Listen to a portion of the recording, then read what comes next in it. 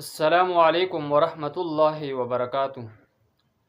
وفات کے وقت حضور صلی اللہ علیہ وسلم کی چارپائی پر کون بیٹھا تھا؟ کس چیز کے ساتھ وفات کے وقت بدن مبارک کو ڈھانپا گیا؟ وفات کیسے کپڑوں میں ہوئی؟ کس طرح غسل دیا گیا؟ اور غسل دینے والے کون کون لوگ تھے؟ کون کون لوگ غسل دینے میں شامل تھے؟ کفن میں کیا کپڑے تھے اور کس رنگ کے تھے؟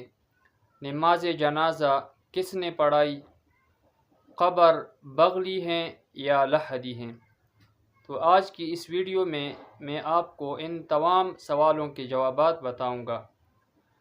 تو وفات کے وقت حضور صلی اللہ علیہ وسلم کی چارپائی کے ساتھ حضرت عائشہ رضی اللہ عنہا بیٹھی تھی، اور بدن مبارک کو حبرہ یعنی یمنی چادر، حاضرین جو وہاں پر حاضر تھے تو ان حاضرین نے یمنی چادر نبی علیہ الصلوۃ والسلام کی بدن مبارک پر جو ہیں وہ ڈالی۔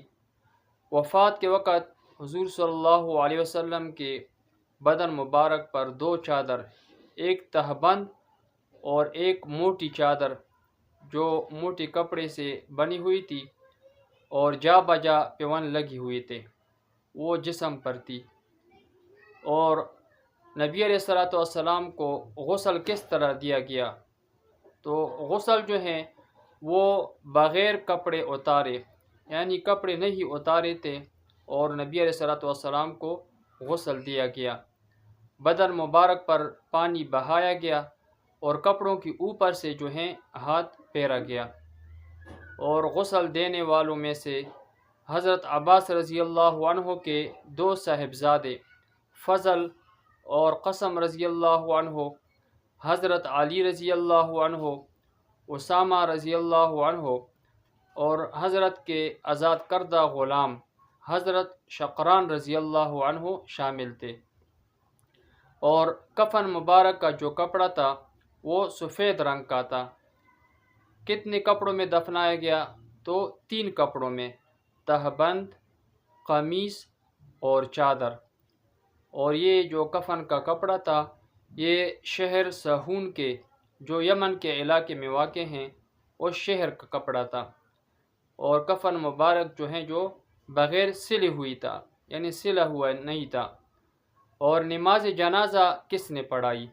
تو یہ بات یاد رکھے کہ نبی علیہ الصلوۃ والسلام کی نماز جنازہ جو ہیں وہ کسی نے نہیں پڑھائی، بلکہ تنہا پڑھی گئی۔